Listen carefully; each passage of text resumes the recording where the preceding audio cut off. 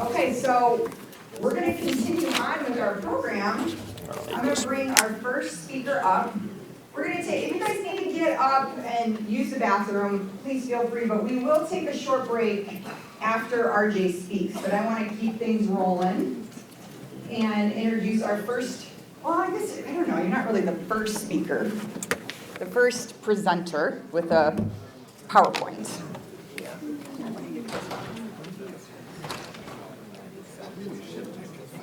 Does this one still work? Hello, hello. Okay. So I've known RJ, gosh, RJ, I feel like I've known you almost as long as I've been here.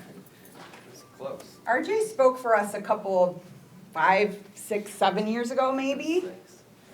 And he packed the room talking about these principles.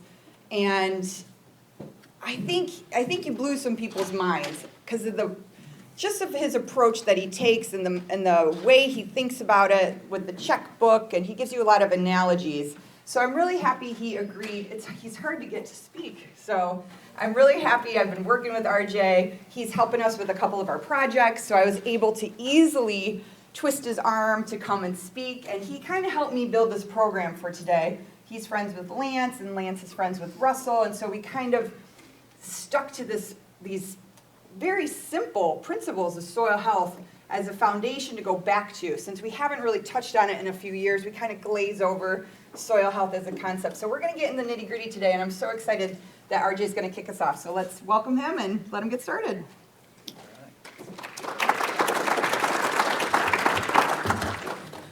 Thank you. It's great to be here today. I always love coming down here and speaking. I love talking about soil health.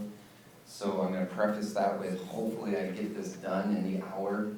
An hour is just not enough, but we're going to do our best. So I'm going to try to keep this kind of 30,000 feet and set the stage for Lance and Russell and let them kind of get into more of the nitty gritty. So my job today is really to talk about soil health, some of the principles, especially from my point of view. So what's my point of view? Why does that matter? I'm a consultant. I consult for farms all over the U.S. I consult in 12 different states plus Canada. So I do this on a variety of crops, from perennials to row crops, you name it. I'm usually doing something on different crops. I also am a farmer. I still have a farm that my family owns. I grew up on a farm. I still do some farming. And then also I make biological fertilizers. So I see the industry from a lot of different angles. From being a farmer myself, from helping other farmers adopt principles, and from making some of the products that they need to achieve some of the principles that we're trying to create. So I'm going to talk today about kind of how I see things. And when I work with growers, this is the things I talk about. This is how we start the conversation. And that's really what today's talk is a start. Hopefully I can say some things in a way you haven't heard before, and it get you excited about maybe trying this. I really loved having the panel up here. I thought they said some good things. And one of the things that I really liked is the information is out there. If you're really interested in this, the information's there. So what does that mean? It's a mindset. So hopefully today we can change your mind a little bit, change your mindset, because that's really what it takes to adopt these principles. Change your mind, the information's there. There's an incredible amount of people in this industry that are willing to help and point you in the right direction. So get on Google, pick up the phone, and you'll be amazed when you get down this road, the people that are there to support you. So I've been a lot of things in my life. Even though I grew up on a farm, I wasn't supposed to be a farmer. My parents wanted me to do anything but farming. Well, that didn't quite happen. But along with some biology and chemistry degrees, I also have an English degree, so and a psychology degree, and all kinds of other fun stuff. Ralph Waldo Emerson was one of my favorite authors, and he said something that really, when it comes to soil health, is really important. I like to bring this up. And basically what he said is, As to methods, there may be a million and then some, but principles are few. The man who grasps principles can successfully select his own methods. The man who tries methods ignoring principles is sure to have trouble. And that's really true when it comes to soil health. You really want to focus on principles. Today I'm going to really hound on some of the principles.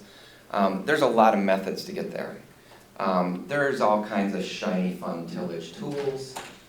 There's all kinds of fun fertilizers to buy, microbial products. Those are all methods. Those are just some things we're going to use to hopefully achieve the principles, but you really have to focus on the principles, and if you follow the principles, the journey can be a lot of fun and rewarding. So the next thing I usually like to do in a talk like this is kind of define soil health the way I define it. There's a lot of definitions for soil health out there. They're all wonderful. You can just Google soil health and you'll come up with a list. But this is the way, when I walk into a grower's room, this is how I'm thinking about soil health, and I think it's important. They need to know that. So I pointed out, there's a really good paper called Soil Health in Agriculture. It's out of the UK from 2007, so it's not super old, but it's not necessarily last year either. But the way they define soil health is really the way I like to think about it. And how they define it is an integrative property that reflects the capacity of soil to respond to agricultural intervention so that it continues to support both the agricultural production and the provision of other ecosystem services. So basically they went on to say the major challenge within sustainable soil management is to conserve ecosystem services, or conserve ecosystem service delivery while optimizing agricultural yield. That's a big deal. And that's why to me soil health is so much fun and why I enjoy it so much, because it's a win-win when we do this right. We can yield well while maintaining good ecosystem services.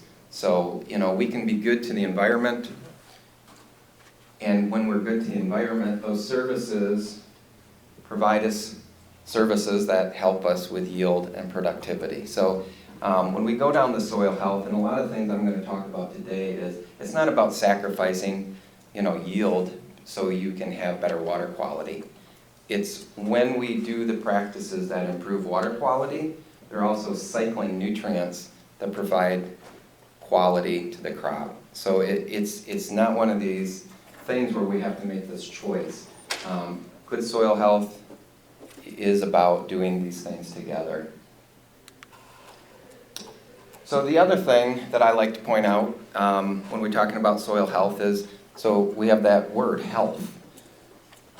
So if you're not alive, you're not healthy. So the first step really in soil health is just the realization, the change in mindset that your soil is alive. So and really, soil health is an ecosystem property. So we got to kind of define what ecology is, and ecology is the study of relationships between organisms and the relationship with your environment.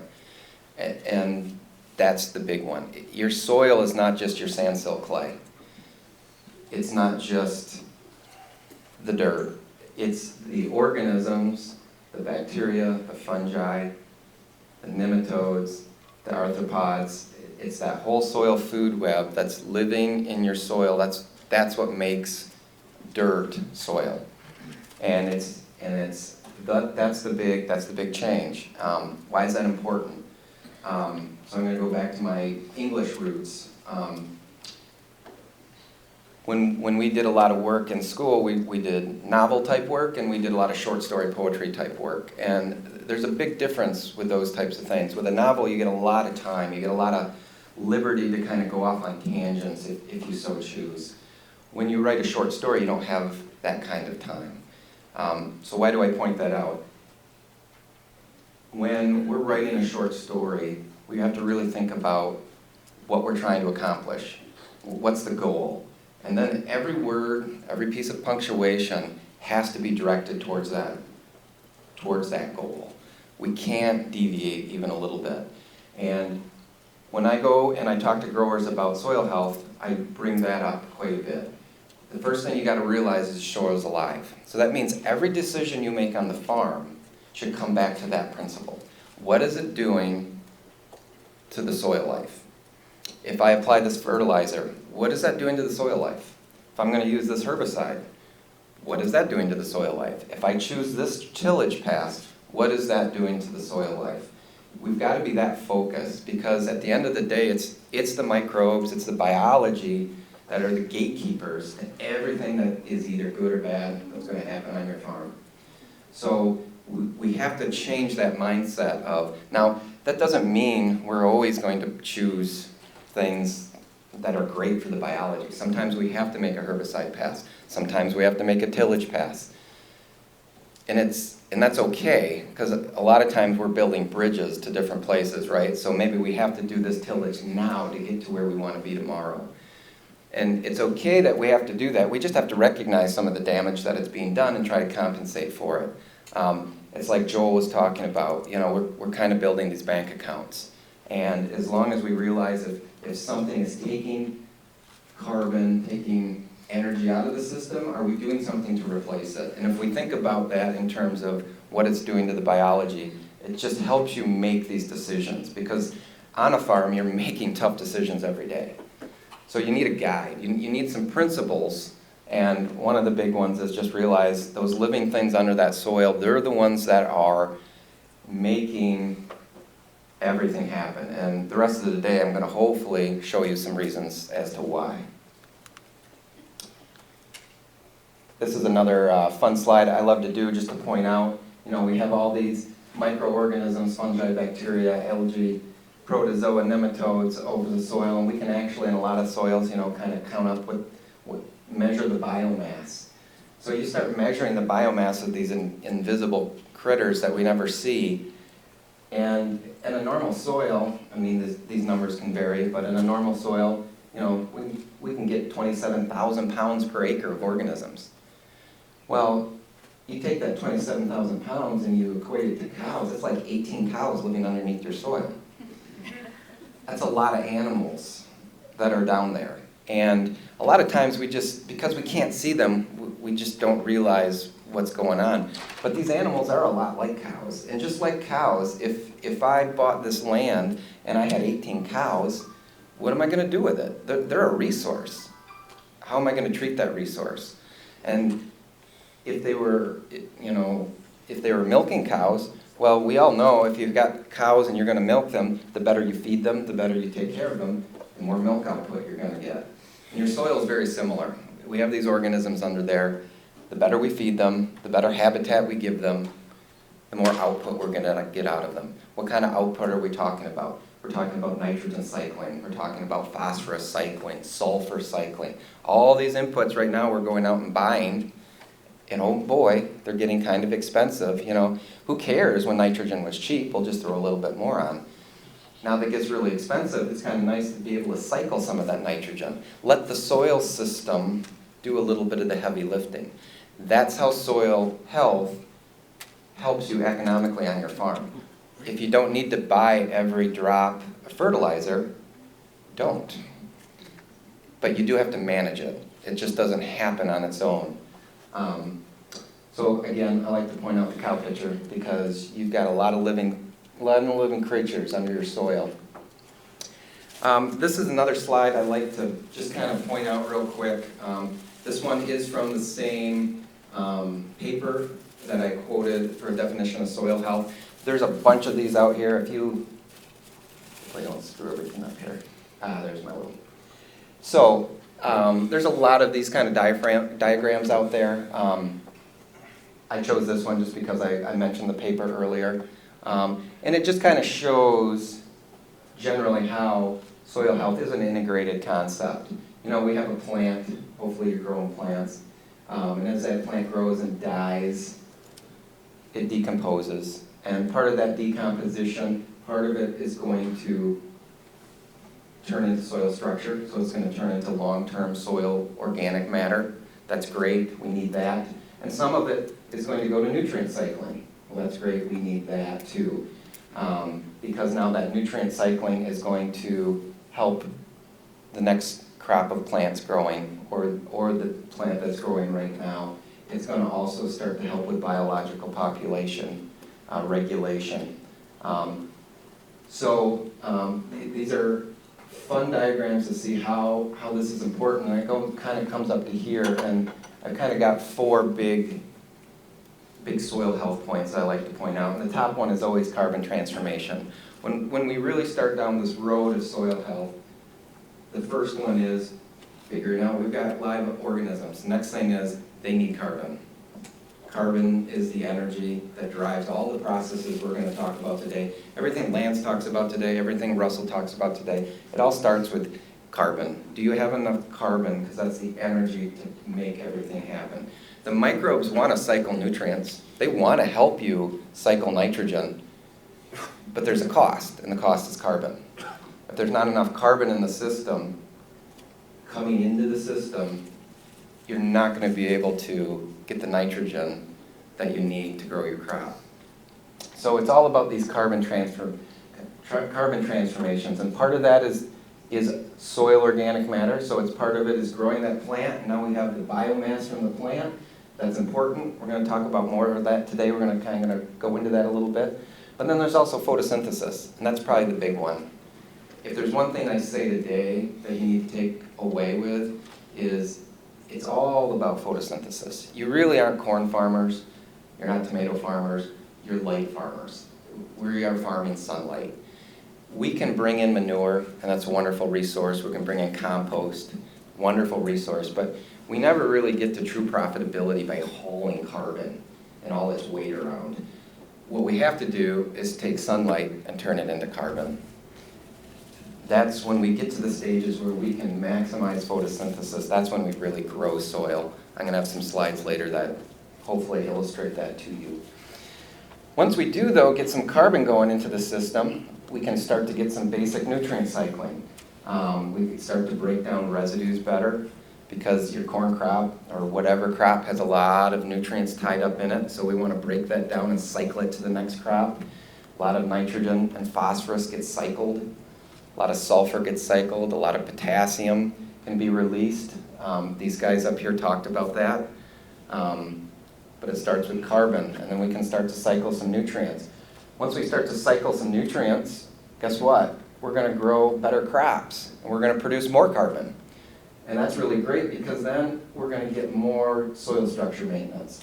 So now we're going to be able to, those microbes have enough energy to take a lot of your sandsill clay and put them into water-stable aggregates. That's what we're trying to do. We're trying to aggregate your soil. When we aggregate your soil, now we have better water holding capacity. So now those little aggregates are little spots where water can be held. Those little spots are helping air infiltrate. So we're getting more oxygen in the soil, which is helping the microbes, so we get even more microbial activity. As we get more microbial activity, we get more CO2 production. What do we need to create photosynthesis? We need water and CO2. So now we start to drive even more photosynthesis, and we improve our soil structure even better.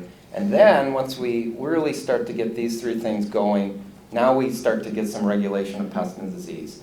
So that's where everybody wants to be, right? We want to get to that point where we don't have to buy the fungicide, we don't have to buy the pesticide, but it's way, way, way, way down on the list. And I'm going to go into that a little bit more. But, and how that happens is by improved microbial activity and a lot of the root exudates that are coming out of your roots. Because those root exudates are what are telling the microbes what to do. So your plant and your microbes communicate if they have enough energy to do so. I'm going to talk a little bit more about that in a little bit. So that all set the stage for what I'm going to talk about the rest, and I kind of break things down into my three big principles when I go and I talk to people. When I talk about soil health, what is it? Well, we've got to grow soil, we've got to feed the plant, and we've got to leave the soil. And that's how I kind of break it down into these three main things. And when I refer to grow the soil, that's all about cover crops and rotation management. Feed the soil is about an integrated nutrient management. and lead the soil well. That's obviously tillage management. So these are the three things I'm going to talk about the rest of the day. And the first one is grow soil. So if we don't have a plant growing in the soil, soil's dying. There's a lot of things we can do, but the worst thing you can do is have a field go fallow. If there's not something growing, it's dying. If you look at nature, nature always puts something there, whether it's a weed or whatever. There's always something covering the soil. And that's the first thing we got to realize. It is those plants that are taking sunlight and converting it into sugar that are feeding the microbes and building soil. So we got to get a crop there. That's step one, because now we can maximize light energy. So, and then the next thing is once we figure that out, now we can really start to improve microbial diversity by improving our crop diversity. So how does that work? The analogy that I give people is, I have 3 kids, and they're all kind of picky eaters. I've got one kid, he'll eat nothing but beef. It's like steak, steak, steak, he loves it. And then I've got daughters, and all they want are chicken. And to me, it's interesting, and your soils are similar, where there are some microbes that just love steak. They love exudates in a certain way. And when you think about corn, that's corn. Corn is steak. Corn is going to give them certain microbes the food they want. But it doesn't give all the microbes all the food they want. That corn is selecting the microbes that really like the way that the corn root exudates, the sugars, the organic acids, they like that. And in rotation, what we do is, so the problem with that is if we just plant corn all the time, the microbes that really like corn are going to get bigger in numbers, but the guys who don't like corn are going to get smaller in numbers. So our diversity index goes down. And that's when then pathogens start to get a foothold, because there's going to be holes in the microbiome. So when we go to a rotation, we're just switching now from corn to soybeans. Well, soybeans, they taste like chicken. So there's a whole other group of microbes that wake up because they like chicken. And it's really that simple down in your soil. It's those microbes have likes and dislikes just like you and I, and they're just waiting for the environment to change to their likes, and then they wake up. Otherwise, they just kind of go dormant. We do kill a lot of microbes with some of the crazy things we do, but we kill a lot less than you think. Most of the time, we're just tanking the population and sending them into a dormant state, and they're just waiting for the environment to change. So part of soil health strategies are changing our management in ways that wake up microbes. And that's what we're trying to do. We're trying to wake up microbes, and in this case, what we're trying to do is wake up a diversity of microbes. Why are we doing that? There's this thing called quorum sensing. And it's just like if I was on a board, and we had a board of directors, we have to have so many board members present to make a decision. Where your soil's very similar. Your soil is very similar, where there's this quorum sensing, and unless we have enough microbes, we can have microbial activity. So I work with a lot of potato guys, and they do a lot of soil fumigation. One of the things we work for in soil health is to get rid of soil fumigation. But one of the things we learned about soil fumigation is it doesn't sterilize soil. You can fumigate your soils like crazy, and there's still a lot of microbes left. So, but the problem is, we still ding them though. So we get to the point where, yeah, we have microbes down there, but there's not really enough of them anymore to make a quorum. There's not enough of them to make a decision. So we've got microbes going down there, but all the fun things that we want, nutrient cycling, carbon building, it's just not happening because the numbers are so low. And what happens when we start going into these more diverse rotations, and we start supplementing our rotations with cover crops, we're just adding more species of plants that have different root exudates, different flavors, and they wake up different microbes. And as we wake up different microbes, we start to build the diversity of functional groups up to the point where we get now finally enough diversity where they can actually start talking and making a decision. Because that's really what we want in soil health. We want the microbes and the plants to be talking. But we have to get to this threshold of having enough for that to happen. And it starts with, getting something growing, getting it as diverse as you can.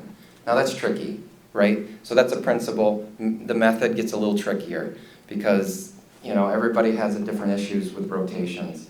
So that's something you got to work out, but the big principle is get as many things growing as you can because it feeds more microbes, wakes up more microbes.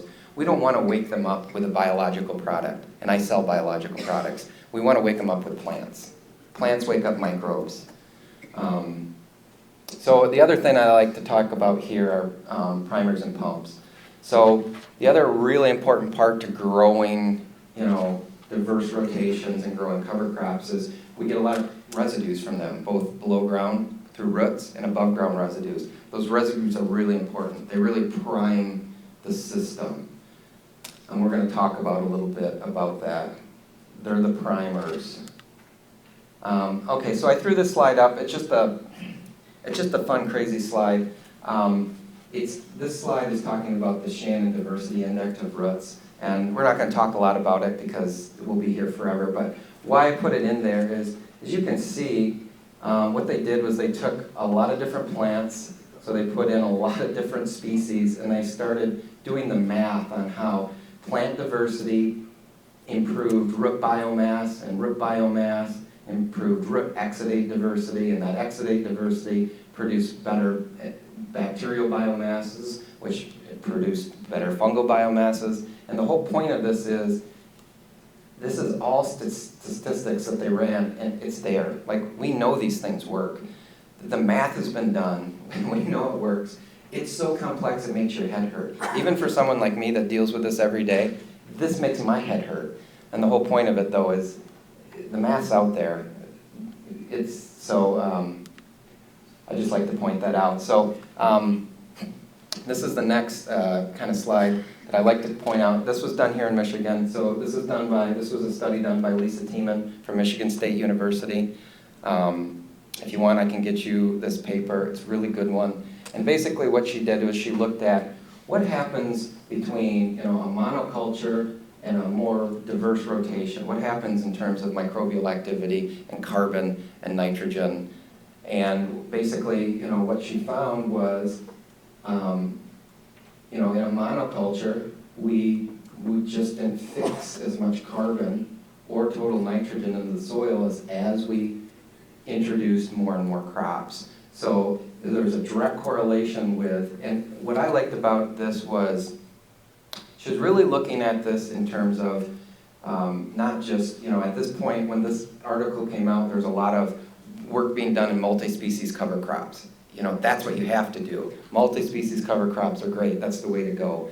What she wanted to point out with this was, yes, multi-species cover crops are wonderful, but don't forget, even if we have a nice diverse rotation of, instead of just corn, if we have corn, beans, wheat, and then we follow wheat with like a nice, cover crop, in this case they did peas, even though that took 3 years to get that diversity over space and time still makes differences in soil carbon building and carbon and nitrogen building. So her point was, yes, multi-species cover crops are great, but hey guys, don't forget, simple rotation makes a big difference too. And yes, it's over space and time, but they prove that the root exudates from these different crops, and then the tops, so the corn leaves, the soybean leaves, those different food sources wake up different microbes, and it's that diversity that improves the soil's ability to draw in carbon and partition carbon and protect carbon and nitrogen. And that's the other thing that I love about this study that I want to point out. When we draw in carbon, you're not just drawing in carbon, you're also drawing in nitrogen. And that's why a lot of these systems end up working after 2 or 3 or 4 years. As carbon's going into the system, so is nitrogen. It's coming in as amino acids, and we start to build a nitrogen pool too. So as these carbon pools go up, our nitrogen pools are always going up too. So these are 2 other slides that I'm going to talk about at different spots. We're going to talk about this one real quick. So I like to point this out. This is another study that was done, and why I like to point this one out is it's back to that food thing, right? We need diversity of food. So it's just like you and me. If I'm going to be healthy, so it's a theme Colleen started, human health, microbial health, there's a link. It's just like me. When I go to the doctor, they ask about what's my diet. Is it diverse? Do I have a diverse diet? Am I getting fruits, vegetables, grains? Your soil's very similar. That's why we need those crop rotations. We need some diversity in our diet. And this was a study that was done that just shows if we just fed basically not much to the soil, we didn't have so on this side here, we have all these different tags, different organisms. So all these different colors represent different groups of organisms. And over here, we really didn't feed them much, so you don't see much going on. The activity isn't very high, and there's basically red and pink. So there's not many functional groups functioning. Over here, what they did was they just fed some simple sugar to those organisms. And what you saw was, by feeding some sugar, we got an increase in microbial activity, but it really was only one functional group. So over here in these other ones, what they did was they started feeding more complex sugars. So they started taking organic acids and more complex sugars and feeding it. And you can see in all cases, there's slightly differences, but once they started feeding a variety of different sugars, they started to get not only increase in microbial activity, but look at all the different species that started to wake up. So this is just another point that if we want to wake up many microbes, it takes a variety of food. They can't just live on a very basic chicken diet. So what does this mean? So I always, one of the things, and Lance is going to talk later today, one of the reasons I like, and I use a lot of the testing that Lance does is, there's a lot of fun ways to point to soil health. We can look at aggregate stability tests, we can look at, bulk density, we can look at infiltration rates, we can do a lot of things to prove along the way that your soil health is improving. But for a lot of growers, sometimes what does that mean? How does that make me money? So I like to usually go back to nitrogen, because we all understand nitrogen. It's something we know we need for the most part. We're usually buying every year. And Lance is going to talk a lot about how his test can help us that way. But I'm going to hopefully tell you a couple ways of when we do see these increases in nitrogen, why, what's going on. And this is I stole this. This is a thing from George Bird. He was a nematologist from Michigan State. Maybe some of you might have heard from him. I took a few classes from him. He was notorious for doing everything in boxes. So this is an ode to him. He loves boxes. But the point of this is to show how nutrient cycling is kind of happening.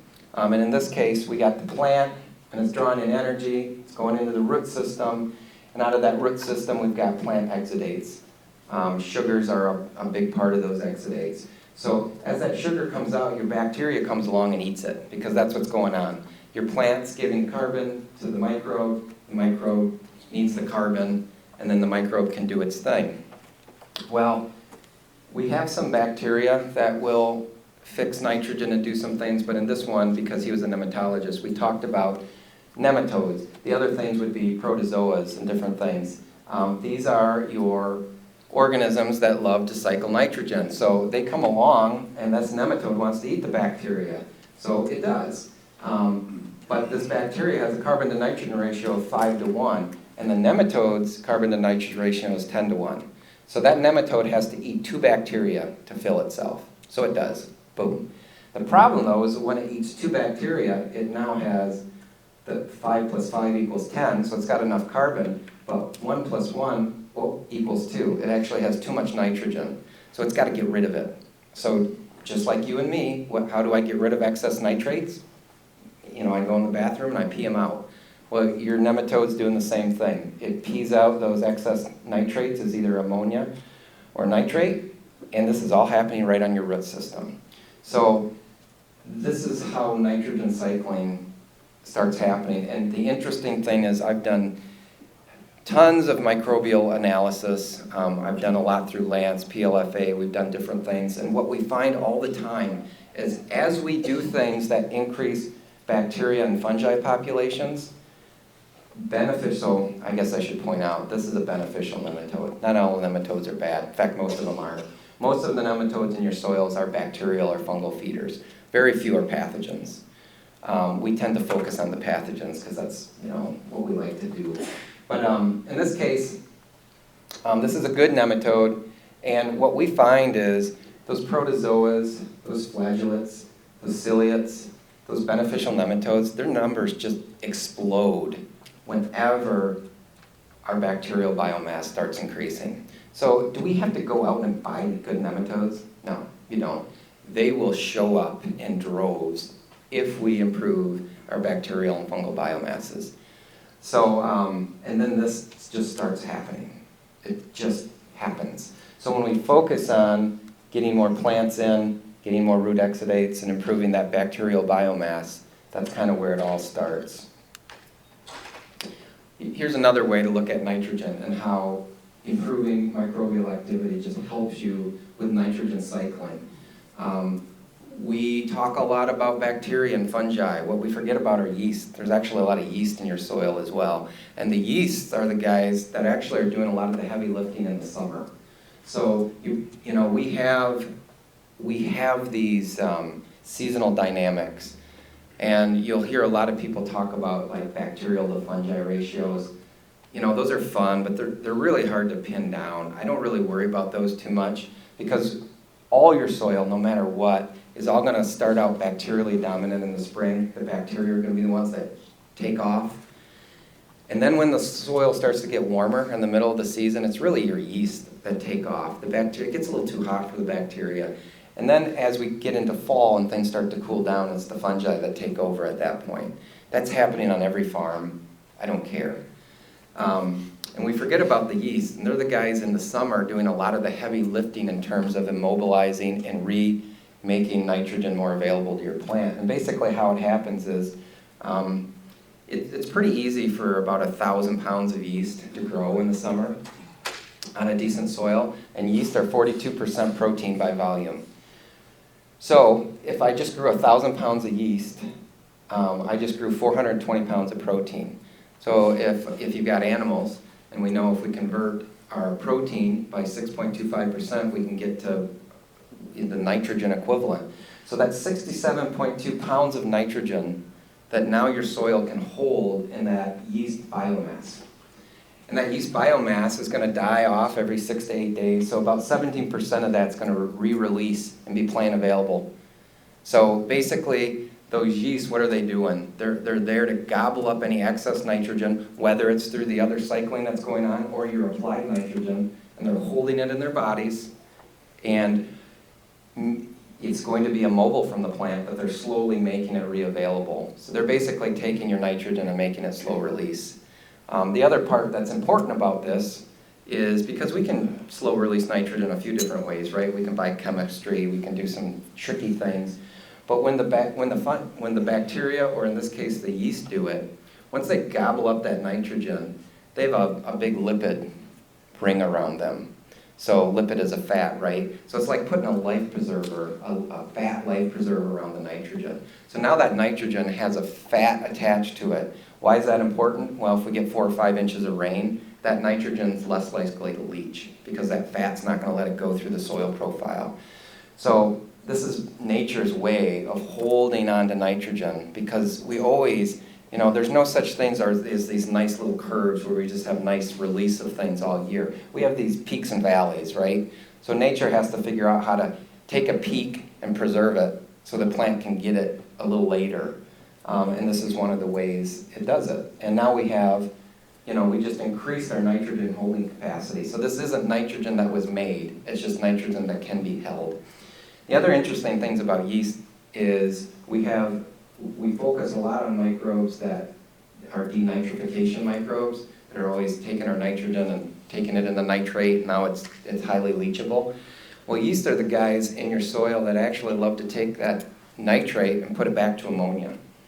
So as we got microbes converting things to nitrate, we also have microbes that convert it back to ammonia and kind of keep it in that cycle. One thing I'll say about yeast, though, is yeast don't like herbicides, and herbicides tend to decimate our yeast populations. Yeasts are one of those things that you're going to hear way, way more and more about in the next 10 years in agriculture because they're just not talked about enough, and they do a lot of heavy lifting for us, and they get dinged by a lot of things we do. So here's another slide. Friend of mine, Jerry Bernetti, who taught me an awful lot about eco-agriculture way back in the day. This is one of his slides. And the point of this is, back to my pumps and primers, when we talked about that real briefly.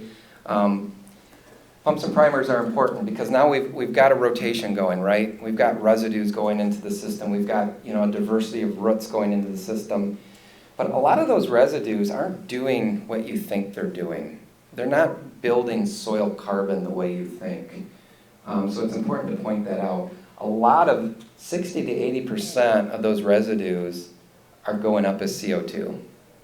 Very little of it's actually getting incorporated into soil organic matter.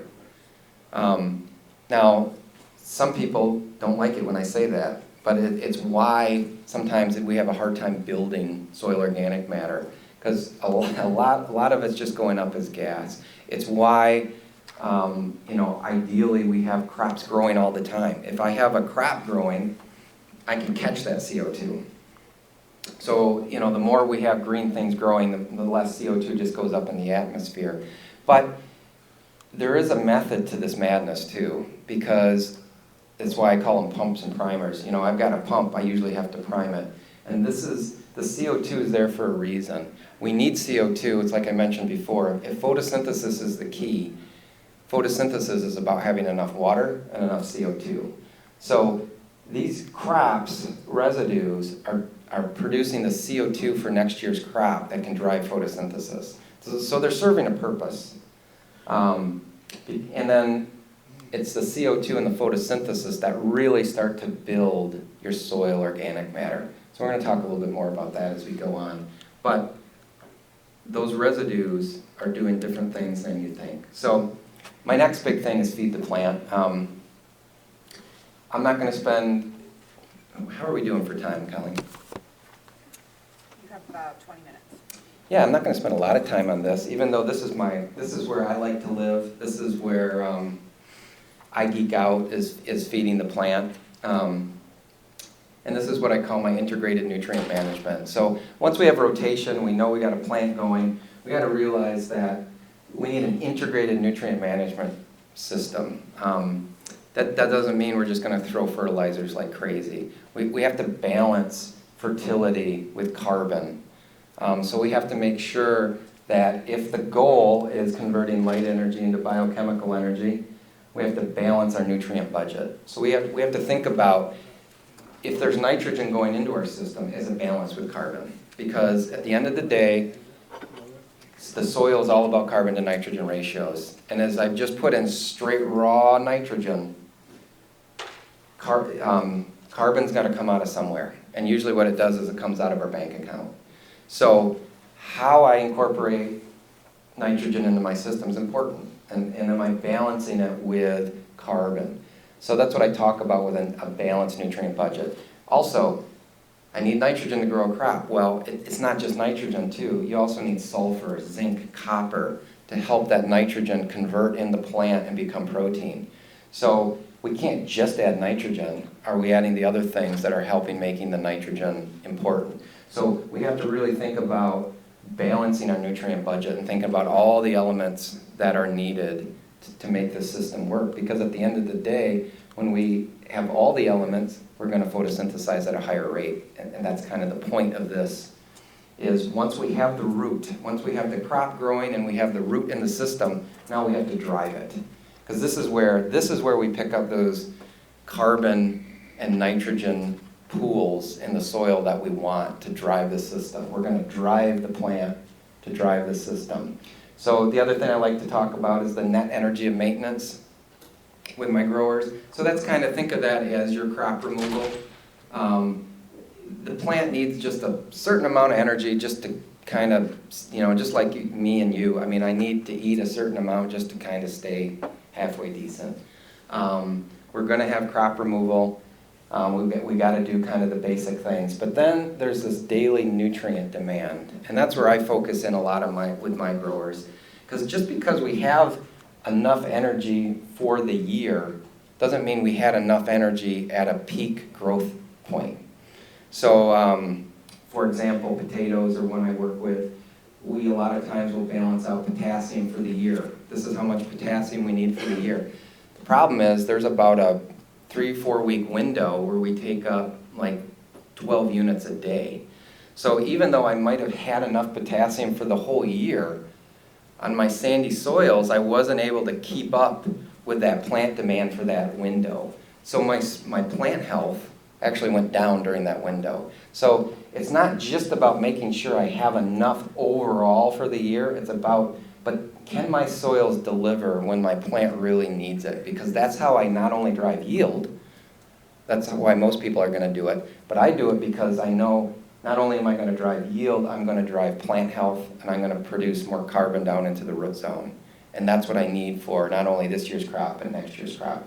So we pay a lot of attention to plant physiology and what the nutrient demand curves are at every growth stage. Do you have enough? This is where that in-season testing, tissue testing, things like that, to me, we play a lot into that because I want to make sure I've got that.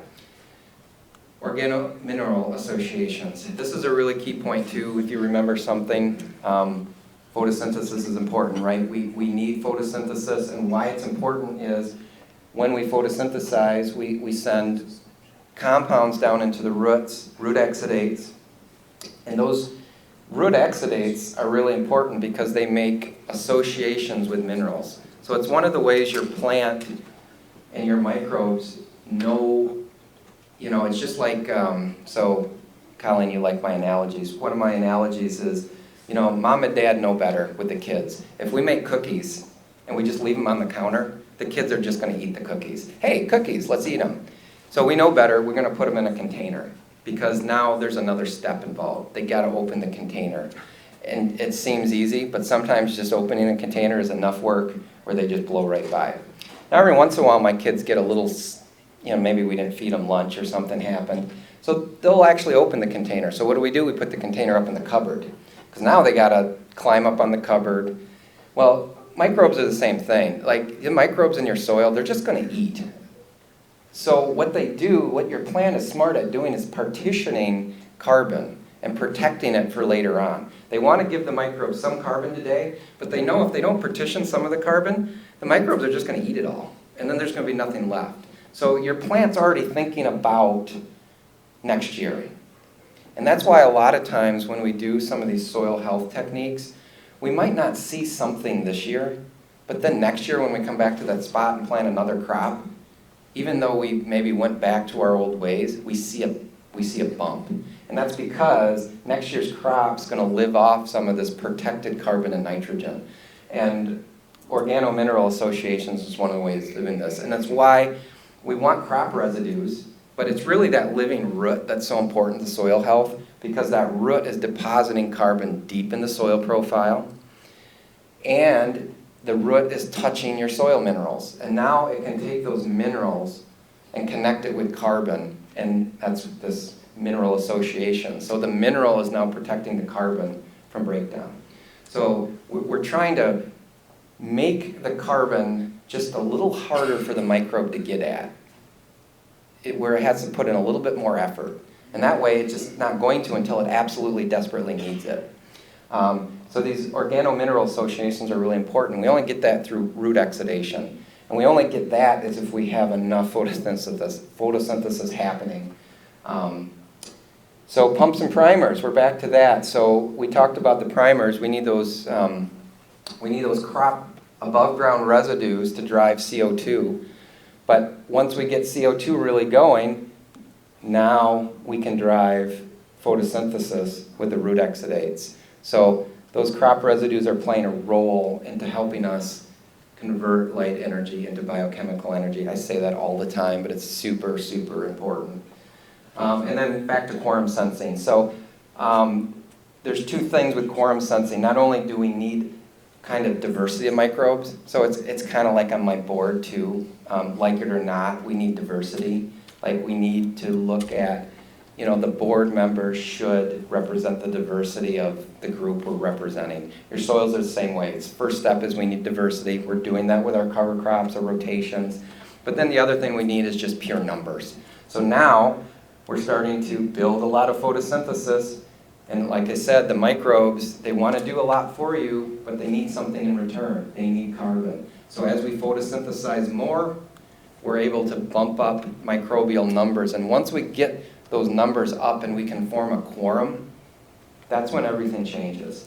These are the aha moments on a lot of the farms I work with, where we start making these practices, and maybe year one we see some things, but nobody's thrilled. Maybe year two comes around and And then all of a sudden, there's always these aha moments, and it usually happens in year, 2 to 4. So 3 is the average. And that's basically what is happening is we're doing all these things, and finally we're getting enough diversity of microbes and enough numbers where they do quorum sensing. And quorum sensing is basically now the microbes are communicating with each other, and the plant is communicating with the microbes.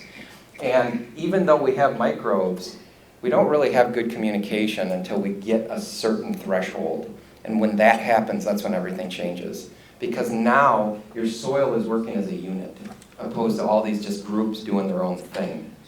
And that's when we really see soil building happening. But it takes a few steps, usually, to get there. Because usually most of the fields I go into, we don't have enough carbon. We don't have enough nitrogen in terms of amino acids in the soil. We just don't have enough energy to drive the system and get this quorum big enough to do what we need to do. And what's the key to all this? We're back to photosynthesis is the key. So we talk about that one a lot on the farm. So here's a little slide. I've talked a lot about root exudates. Root exudates are actually a lot of things. So we just use the term root exudate as a general term. But what I want you to point out is we have both low molecular weight and high molecular weight exudates. And it's important to know that there is a difference. This is nothing you need to, have on the tip of your tongue, but there's a big difference. Low molecular weights, these are more of your amino acids, your sugars, and your organic acids. Organic acids are just long-chain sugars, but they're really important in the microbial system. They are more calories than just simple sugar. So that's one thing, they're calories. But they're also a calorie that it's a long-chain sugar, so your pathogens can't use them as food. So when the plant or you put down simple sugars, like molasses or just white table sugar, that's great, that's food, that's energy, but it also grows the bad guys, the ones we really don't want to grow. When the plant excretes these organic acids, which are more complex, it takes special enzymes to break them down, and your pathogens don't have them. So it's a wonderful way for your plant to feed the good microbes without feeding the bad microbes. And the more energy your plant has, the more it can kind of shift into those things. And that's what happens. There's a priming effect. So those are the exudates that are really starting to make numbers of things, and that's important. We got to kind of prime that bacterial biomass. The other things that they do too that we forget about is your plant with those organic acids, those are etching agents. So Lance will talk about it, like in the Haney test. There's ways those organic acids can actually knock nutrients loose. So they're the ones that are etching phosphorus off its bonds, etching potassium off, so it can make it plant available. So it's directly making nutrients available, and then it's also indirectly, it's feeding the microbes that are then doing the same thing. So those organic acids are really important. The other quick thing I'll say about organic acids, they're wonderful buffering agents. So if you've got heavy salts, if your pH, you didn't line quite right, so we got a pH where it shouldn't be, organic acids are really good at buffering those things. That's how the plant buffers in the ribosphere.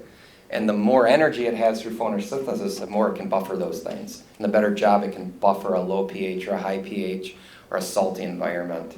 So those organic acids are really important, but they take a lot of energy to produce. So on the other side, we have high molecular weight exudates. These are the things like the enzymes and the vitamins and the plant secondary metabolites. Why these are important is when I talked about the quorum, and now we've got microbes working in unison, these are the things, these compounds are the things that the microbes are excreting to tell other microbes what to do. So that's how microbes don't talk, but they excrete chemicals, and those chemicals are how they communicate. So, and these take a lot of energy to create, especially these plant secondary metabolites. It takes 10 times the calories, 10 times the energy for a plant to synthesize a secondary metabolite as it does a sugar. So I'm going to go into that a little bit more too, but these exudates are really important.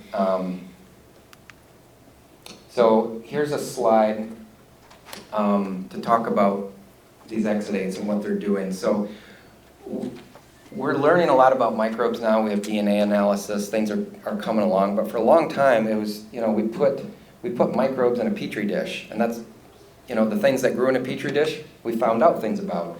But there's a lot of microbes that don't grow in a petri dish. So there's these gaps in microbial understanding that we've had for a long, long time. Well, one of the things that we know now is we put these pretty standard augers, food packages in, and we put these bacterial communities in and these, so we had red and green, right? But no matter what, it's only the red would grow. We couldn't figure that out for a long time. Now we're starting to realize that, okay, we have our nutritional auger here, which is kind of your NPK, right? But now in this one, opposed to the top one, we added a cytophore. Well, what's a cytophore? That's an exudate. That's a protein that a microbe will release, or a plant can release, that has an affinity for iron. So it's the way for your microbes to make iron more available. So once we put that cytophore in with the normal food package, suddenly it wasn't just the red microbes that cultured and grew, it was also the green. So this is just an illustration of when, the first thing is getting plant diversity, right? So we talked about all the way in the beginning, we have to have different species because different species have different flavors that wake up different microbes. Well, this is the flavor. They're releasing all these secondary metabolites, these proteins, these enzymes, and they're the ones that are just telling the microbes it's time. You can wake up now. We have what you need to be active. So it's those root exudates from those plants that are waking up the microbes so they can go to work for you. Here's another slide I love to put out. Ironically, this was actually done in Russia. This is their Agra Tool, but I love the way they did it, and I really can't improve on it. So we're going to talk about this. And at the end of the day, what we all want to be up here at the top of the pyramid, right? We all want to have nitrogen cycling, so I can reduce my nitrogen by half, where I can cut out most of my potassium and my phosphorus. I don't need to spray insecticides because the pests just aren't there. I don't need to spray fungicides because, I just don't seem to have any disease. That's where we all want to be. The problem, though, is the only way you get there is by going through the whole pyramid. And if we get rid of any one of these places in the pyramid, the whole pyramid collapses. So we have to understand that to get there is an end result of a lot of things working together. So at the base of the pyramid, let's go through it. It's, what's important?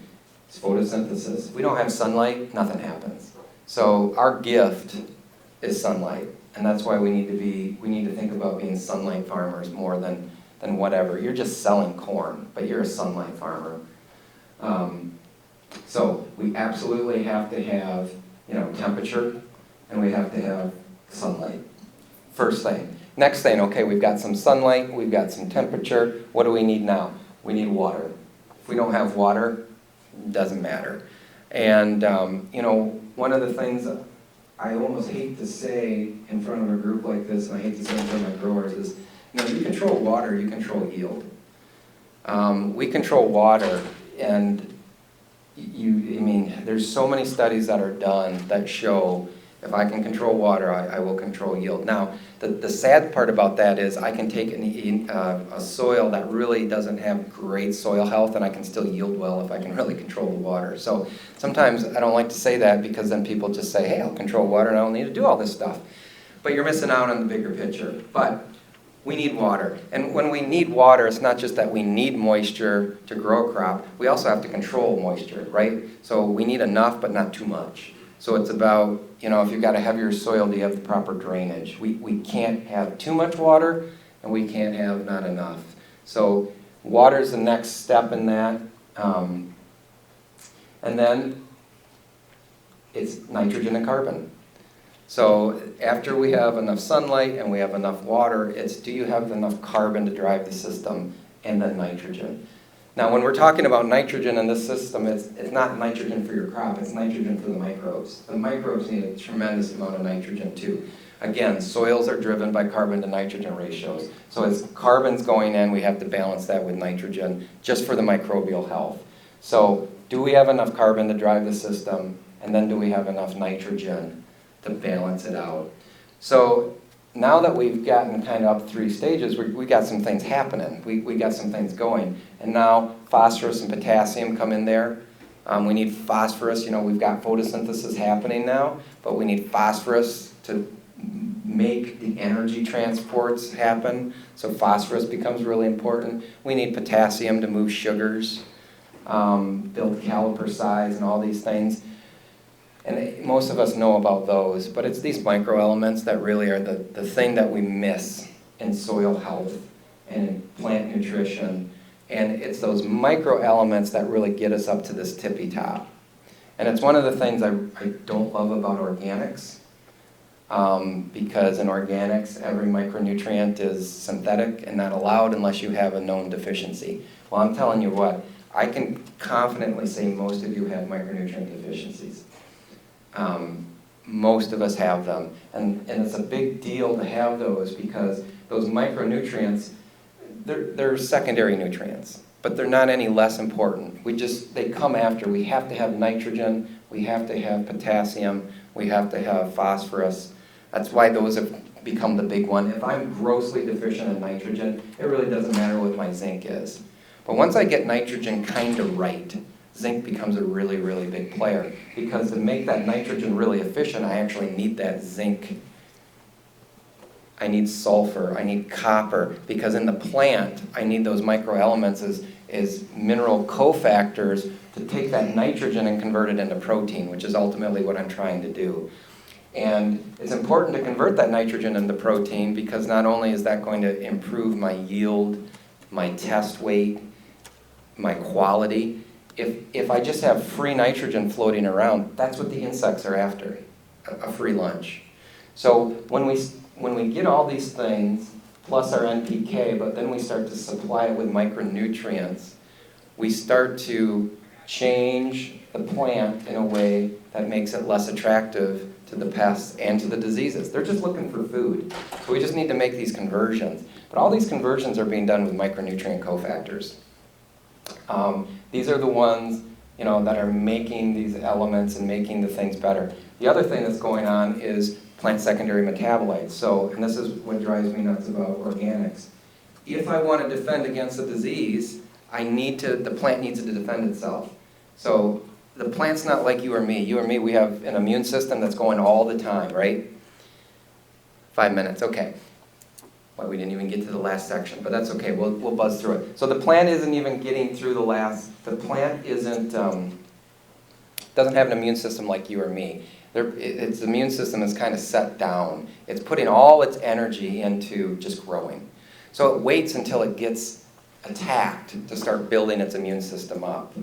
And then what it does is starts to build plant secondary metabolites. So this is hydrogen peroxide. This is things like that it can go and defend against. And it pushes it to the site of the attack.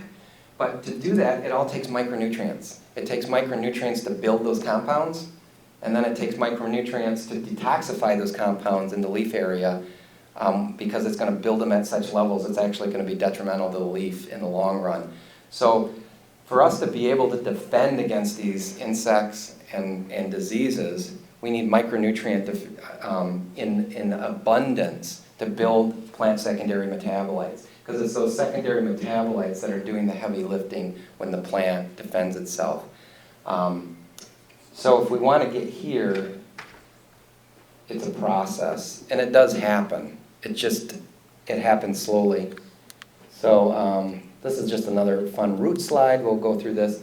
So I only have, 3 minutes, so leave the soil. We've talked about this a lot today. It's tillage. I'm not necessarily just a no-till fan. I don't like to put labels on things. It's back to principles. I just want you to get there any way you can get there. We all live in different environments. We got to choose kind of what is, but definitely the less tillage you do, the better. And why is that? Because we damage those aggregates. And as we damage those aggregates, we're going to plug up soil. And as we plug up soil, we don't infiltrate water. We don't let oxygen get into the soil to drive microbial activity. We don't let CO2 come out to drive photosynthesis. So we don't want to damage those soil aggregates. We're going to accelerate carbon loss by exposing that soil through oxidation. The other thing is microbial activity. Tillage is going to introduce a lot of oxygen that's going to make microbial activity go up. And guess what they're going to do? They're going to go after your long-term carbon. Because it's like giving my kid a Mountain Dew. They go nuts. And that's what your microbes are going to do. And they've got to have carbon. And they're going to go after your long-term stable carbon. That's why when we do excess tillage, we just never can seem to build soil organic matter. Because the microbes are eating it. The soil was trying to protect it, and we just blew the doors off. Create compaction, we destroy earthworms. So, the agriculture is the management of disturbance. We're the disturbance. So we have to always figure out, is our disturbance appropriate? What are we doing? Are we helping the system? Are we hurting the system? If we're hurting the system and we just have no choice, what are we going to do to make up for it? The rest of this was all about compaction and really talking about how bad compaction is. Compaction's bad, guys.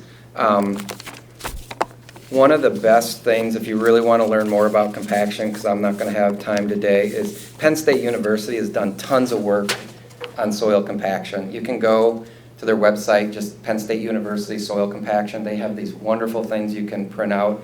They've done a ton of work on how soil compaction hurts you and how soil compaction can be permanent. So real quick, I don't want to bleed into Lance too much. So they talk about, with soil compaction, we talk about, weight. Weight's important. If I got 5 tons, I'm going to compact this deep. If I got 10 tons or more, I'm going to just compact deeper. Why is that important? They break it up into topsoil, upper subsoil, lower subsoil. When you compact down into this lower subsoil, it's permanent. You can't fix that. We can fix a lot of this compaction. There's a lot of tillage tools that we can bring this back. You compact down here, you've shrunk the soil that you're going to grow in. And if you read that stuff through Penn State, if you're not shaking in your boots, you're not reading it right. Because it's pretty scary, the work that they did. And they did it over many, many, many years. So it's really important to know what your tractors are doing. And basically their take home was, when the soil's wet, don't go on it. If it's dry, we're not going to compact. If it's wet, this happens. So if it is wet and you got to get out there anyway, limit your weight. And then the other big take home is tire pressure. You will compact totally differently at 100 psi than you will at 30 psi. It's all laid out in that book. I implore you to get it, because at the end of the day, well, this is just a thing that talks about the length of soil compaction. We won't go into that. This talks about pressure and how lower pressure is just going to compact less. But here's a big one too. What people don't realize is you compact soil, you reduce your nitrogen by half. So you're out there, we're buying nitrogen this year, right? It's really expensive. You compact your soil, you've just destroyed your ability to take up that nitrogen. I get this all the time where I'm working with guys and we put in a nice nutritional program and they take me out and they're like, this crop looks terrible, what'd you do wrong? And yet they mudded in the crop. And it was the compaction that's not allowing the nutrition to be taken up. This happens all the time. This was a crop that they actually did a bunch of studies where they planted these crops on the same day, and then a month later, this is how the uncompacted looked, and this is how the compacted looked. And basically what they did was, they didn't compact this side, and this side they ran 12-ton axles over it at 100 PSI once. They ran one time, one pass, created enough compaction where they actually emerged really well. Because after they compacted it, they ran through with a chisel plow. So they had a pretty decent seed bed. So they got good emergence, everything took off together. Once it got about a month out at the V2 stage, the 2-leaf stage, all of a sudden those roots started hitting that compacted layer that they made. And all of a sudden it started purpling. The plant stopped growing. This one kept growing because now it hit that compaction zone and couldn't get nutrient. They took nitrogen and phosphorus samples, and the nitrogen and the phosphorus from this plant to this plant was half. And that's just run in one truck, one time across the wet field. So I'm going to end with that fun, happy note. Compaction's really bad. Now, why we do a lot of these soil health practices is our soils become resistant to compaction. So that's the good news. But just remember that we can do a lot of good work for years and years and wreck it with one really bad move in compacting our soils. So, only 5 minutes late. So, I don't think we have time for questions because we got to get Lance up here. But I'm going to be here all day. So if anybody has questions, just tap me on the shoulder or send emails to Colleen.